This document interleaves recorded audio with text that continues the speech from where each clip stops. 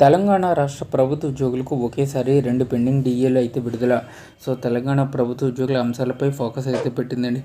అధికారంలోకి వచ్చిన తర్వాత ప్రతి నెల 1వ తేదీన జీతాలు చెల్లిస్తున్న అంశాన్ని మంత్రులు ప్రతి సందర్భంలో చెబుతున్నారు. అదేవిధంగా ఉద్యోగులకు ప్రభుత్వం నుంచి రావాల్సిన బకాయిలపైన కసరత్తు అయితే చేస్తుంది. అందులో భాగంగానే ఉద్యోగులకు బకాయిగా ఉన్న డిఏల్లో 2 డిఏలను చెల్లించేందుకు ప్రభుత్వం నిర్ణయించినట్లు సమాచారం.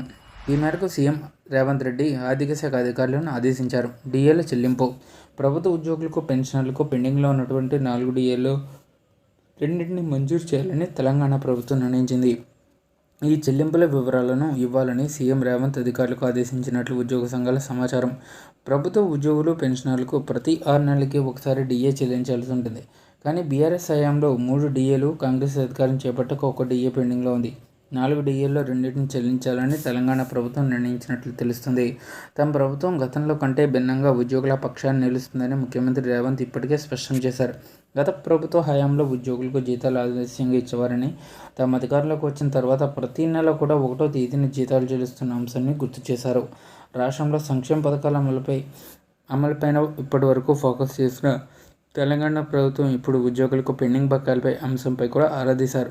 అందులో భాగంగా డిఏ చెల్లింపులకు సంబంధించి కీలక సూచనలు చేసినట్లు సమాచారం. వచ్చే నెలలో అంటే మరొక 1 వీక్ తర్వాత సెప్టెంబర్లోనే 2 డిఏల చెల్లింపులు ఉంటుందని ఉద్యోగ సంఘాలు అంచనా వేస్తున్నారు.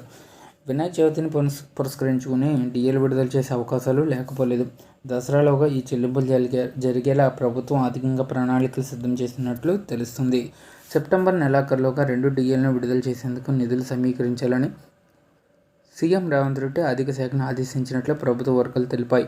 అటు పెండింగ్లో ఉన్నటువంటి డిఏలను విడుదల చేయాలని ఉద్యోగ సంఘాలు ప్రభుత్వంపై ఒత్తిడి పెంచుతున్నాయి. దీంతో ఈ మేరకు అధికార ప్రకటన రాబోతుంది.